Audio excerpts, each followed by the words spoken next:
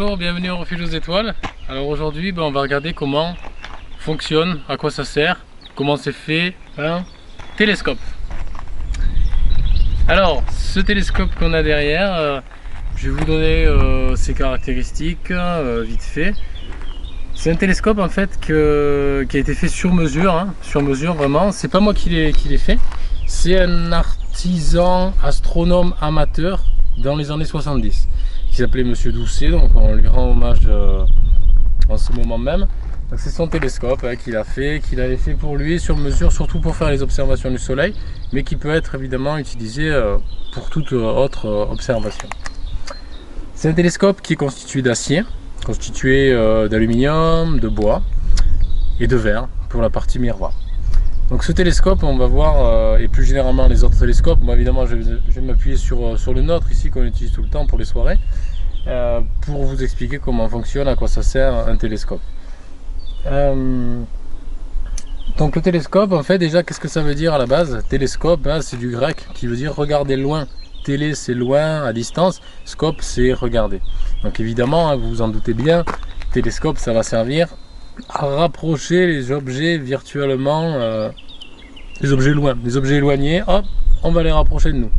Par exemple, hier on a regardé la Lune rapidement. La Lune, si je la grossis 100 fois avec ce télescope là, et bien c'est comme si j'étais 100 fois plus près de la Lune. La Lune elle est à peu près à 300 000 km, 350 000, bon voilà. Et c'est comme si j'étais plus qu'à 3000 km. Ok. Voilà, donc regardez loin. Il y a deux parties sur un télescope. La partie optique, la partie qui sert à grossir, qui sert à emmagasiner la lumière, on va le voir. Et la partie mécanique qui est très importante aussi. Alors, on va commencer par la partie optique. Un télescope, contrairement on va dire à une idée reçue, c'est pas comme une lunette astronomique, d'accord? C'est deux choses différentes. La lunette astronomique, c'est un outil qui était utilisé, on va dire, au tout premier temps de l'observation astronomique avec des instruments. C'est Galilée qui l'a utilisé pour la première fois. C'est un instrument assez long, alors désolé j'en ai pas là. C'est qu'il y a une lentille devant, il y a un objectif. Un objectif, ce sont des lentilles de verre. Des lentilles de verre, c'est du verre qui a été taillé de profil comme ça, comme une lentille. Cette lentille, en fait, la lumière va la traverser. La lumière de la Lune, de Jupiter, de n'importe quoi, d'une galaxie. Et puis au passage, eh bien, on va avoir ce résultat de pouvoir grossissant, on va dire, à la fin. Le télescope, c'est différent, ça n'utilise pas des lentilles. Souvent les gens disent « Ah, ben il y a des lentilles ». Non, il n'y a pas de lentilles. C'est un miroir qui va produire cet effet de grossissement, mais qui va aussi, ce qui est très important en astronomie, produire l'effet d'accumulation et d'amplification du signal lumineux. Alors venez par là.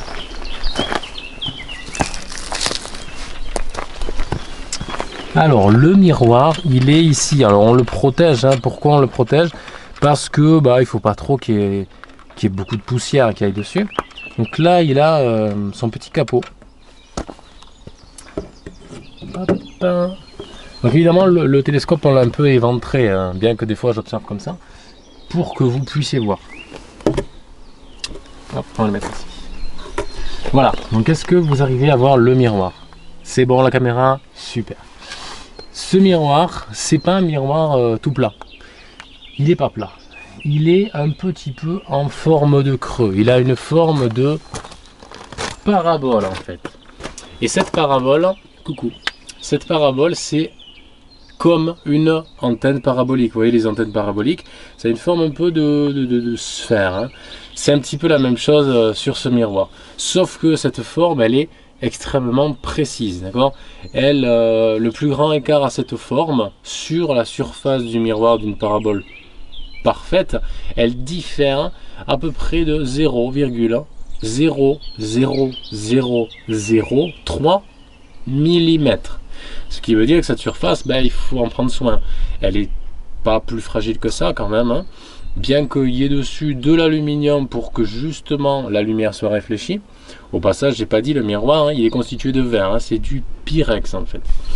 Et donc cette surface, elle est extrêmement précise. Et pourquoi il y a un creux? Ben, en fait, c'est assez simple. Là, si vous regardez par là,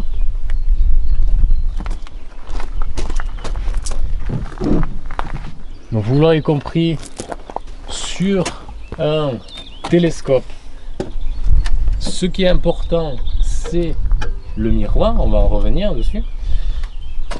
Et la lumière, en fait, qu'est-ce qu'elle fait? Ben, la lumière, si vous voulez, elle va d'abord rentrer dans le télescope, hein, sinon ça ne peut pas fonctionner. La lumière, donc on tourne le télescope vers Vénus, voilà, Jupiter, n'importe quoi, la lumière elle rentre. Vous me suivez, elle traverse le tube, et dans le tube il n'y a rien en fait, il n'y a que de l'air.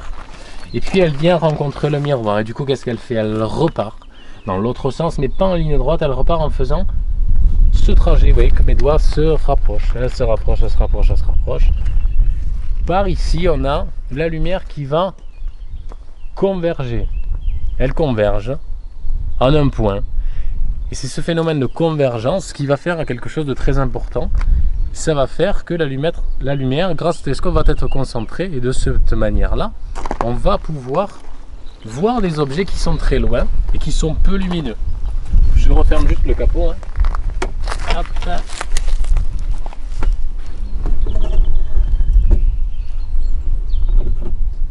Voilà, il va mieux comme ça. Et bien, du coup, cette lumière, elle va sur le miroir, elle repart dans l'autre sens. En faisant ça, elle est concentrée, les galaxies très très loin. Eh bien, je ne les vois pas avec mes yeux, il me faut une aide, il me faut un amplificateur de lumière. Paf, c'est le télescope amplifie la lumière. Mais vous allez me dire, d'accord, mais le trajet là, il s'arrête ici. Mais pourquoi il s'arrête ici? Est-ce qu'on va mettre notre tête ici, notre œil ici? On pourrait, mais là, c'est gênant parce que si je mets l'œil ici, je bloque l'entrée de lumière, à moins d'avoir une tête perméable à la lumière, ce qui est très très rare. Blague à part, ici en fait, vous avez un autre miroir.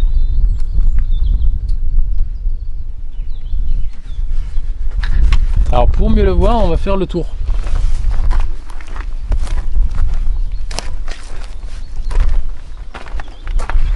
C'est là-bas que ça se passe. Vous le voyez peut-être ici? C'est un petit miroir incliné à 45 degrés qui lui n'est pas parabolique, qui est extrêmement plat. Quand je dis plat, c'est plus plat que plat. C'est vraiment de manière infernalement très très plat. C'est comme l'autre, c'est précis au nanomètre, hein, d'accord? Il faut cette précision pour avoir une belle image en astronomie. Et du coup, ben, la lumière, elle vient ici, elle repart.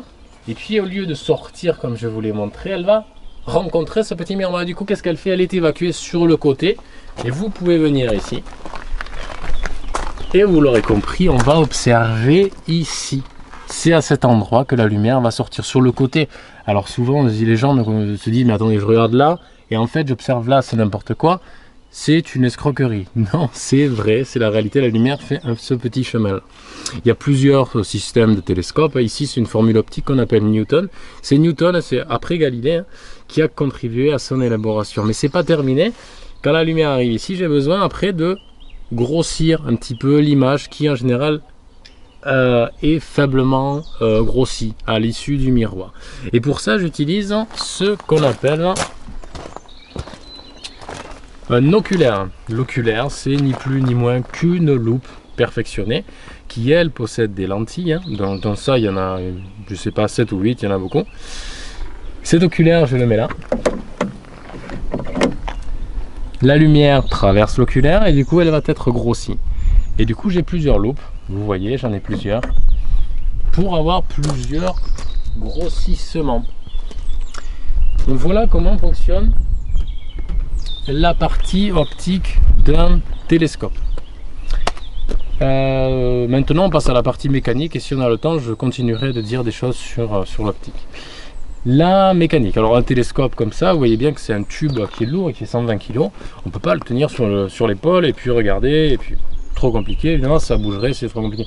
Donc il faut un support, ce support du tube s'appelle une monture, tout télescope en a un. Et la monture, ben, sur ce télescope, elle est ici. Là, vous voyez, ce gros machin. Évidemment, cette monture permet aussi d'orienter le télescope là où on veut, parce que les gens vont se dire, mais là, on regarde que par là, c'est un peu dommage. Regardez, j'ouvre les axes et je déplace le télescope où je veux. D'accord, par exemple ici. La monture, elle a besoin d'être précise pour permettre ce déplacement. Mais il y a quelque chose d'encore plus important. Si j'observe, par exemple hier, il y avait la lune à peu près par là, hier soir. J'observe la lune, je regarde, c'est très joli, je fais des photos peut-être. Mais il y a un problème, la lune va s'en aller. Elle va quitter le champ des télescopes. Pourquoi? Parce que la Terre ne s'arrête pas de tourner pour notre observation, hein, d'accord? Heureusement. Et du coup, il faut quelque chose qui va compenser la rotation de la Terre. Ce quelque chose, c'est la monture du télescope. Si vous approchez un peu, sur un télescope, il y a deux axes. On va surtout regarder celui-ci. Vous voyez que si je bouge le télescope comme ça, donc au passage, il fait 500 kg, mais comme il est équilibré, je peux le bouger avec le petit doigt. Je bouge le télescope comme ça, vous voyez, tac, sur cet axe ici. Et cet axe va être très important parce que c'est lui qui va permettre de compenser la rotation de la Terre.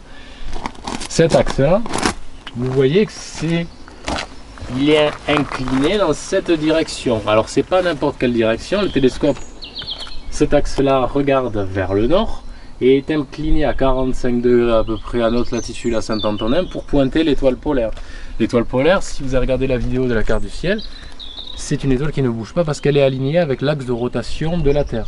La Terre, son axe il est comme ça. Je vais essayer de faire la Terre. Hein. La Terre, elle va tourner vers l'est, comme ceci. Et du coup, les astres, étoiles, planètes vont sembler aller vers l'ouest, l'autre direction. La direction apparente des objets dans le ciel. Le télescope, quand je vais l'allumer, parce qu'il est branché à l'électricité, eh bien il va tourner, on va s'en rendre pas vraiment compte parce que c'est un mouvement très lent, il va tourner comme ceci. Là j'exagère beaucoup, hein. Il va faire comme ça, et comme ça il va pouvoir, oui vous l'avez dit, suivre le mouvement apparent des objets dans le ciel. Alors comment ça marche? Suivez-moi.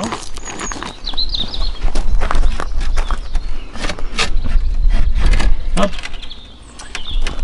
Vous voyez ici, alors pardon, hein, c'est un petit peu, voilà, qu'on a plusieurs choses. On a des roues, un moteur, et du coup, qu'est-ce qui se passe si j'allume le mécanisme, si j'allume le moteur, hop, et bien on a cette roue du moteur qui entraîne celle-là qui entraîne la vis qui entraîne l'écrou qui tire sur les fils de fer, le fil de fer qui tire sur le feuillard, qui tire sur ce secteur. Ce secteur est entraîné vers moi et du coup tout le télescope se déplace vers l'ouest. Magie. Alors c'est assez simple à faire, il faut juste être précis. On peut faire un miroir, on peut faire une monture de télescope. Au passage, c'est monsieur Doucet hein, qui a réalisé le miroir, la mécanique. Il a taillé le miroir. Après, on l'a refait polir derrière parce qu'il était un petit peu, on va dire, âgé. L'aluminium dessus commençait à s'en aller. Et là, c'est un télescope totalement opérationnel qui mesure le diamètre du miroir 40 cm. C'est ça qui est le plus important sur un télescope, le diamètre. Plus j'ai un diamètre grand, plus je vais accumuler de la lumière. C'est comme un entonnoir à photons, un entonnoir à lumière. Plus j'ai un grand entonnoir, plus je vais prendre de lumière. Et du coup, je vais pouvoir amplifier la lumière et voir loin. Et si je regarde loin, je vais regarder aussi dans le passé. Donc je vais regarder aux origines de l'univers. Alors avec ce télescope-là, on ne va pas pouvoir remonter au Big Bang quand même. Mais les futurs grands télescopes peuvent aller très très loin dans le passé. Le prochain télescope européen qui est en cours de construction, son miroir il fera pas 40 cm, il fera 40 mètres. Ce sera plusieurs blocs de verre, mais ce sera quelque chose de très grand. Il pourra voir très loin. Et puis plus le miroir est grand aussi, plus j'augmente la résolution, c'est-à-dire plus j'augmente la capacité à avoir du détail fin. Il y a quelque chose dont je voulais vous parler aussi, c'est qu'on peut avoir le meilleur télescope du monde. Ce qui est très important, c'est, pour avoir une belle image, c'est tout le processus depuis l'étoile, la galaxie, jusqu'à notre œil. Et la lumière, dans ce mécanisme-là, dans ce trajet, elle passe l'atmosphère de la Terre. Si l'atmosphère de la Terre est perturbée, on dit qu'il y a de la turbulence, eh bien on aura une image qui ne sera pas très jolie. C'est pour ça qu'on place les observateurs dans l'espace ou sur les sommets des montagnes. Voilà. Ici à Saint-Antonin, on a beaucoup de chance, on est sur un plateau, donc la turbulence est en général faible. Elle n'est pas tout le temps évidemment, mais voilà, c'est ça qui est très important. Donc le télescope, pour rappeler, ce qui est important, c'est qu'il amplifie la lumière, c'est qu'après il va permettre de grossir, pour voir mieux les objets, il augmente la résolution, le détail de ce qu'on peut voir très loin, il rapproche les objets loin en fait. Et il a besoin d'un bloc de verre, un miroir, d'une optique, mais d'une mécanique, qui permet aussi de compenser le mouvement de la Terre, sinon les objets, ils s'en iraient. Et pareil, quand on fait une photographie de galaxies, tout ça, il faut poser assez longtemps, parce qu'il fait très noir dans le ciel la nuit. Et si on ne suit pas bien le ciel, on aura une photo qui ne marchera pas. Donc n'hésitez pas, si ça vous a plu, voilà, à en parler. Et puis surtout, si vous avez des questions, je serai vraiment avec plaisir que j'y répondrai si je connais la réponse. Donc vous, si vous avez des questions, si vous avez quelque chose que vous n'avez pas compris, vous posez la question et je vous réponds. Voilà. Merci, à bientôt.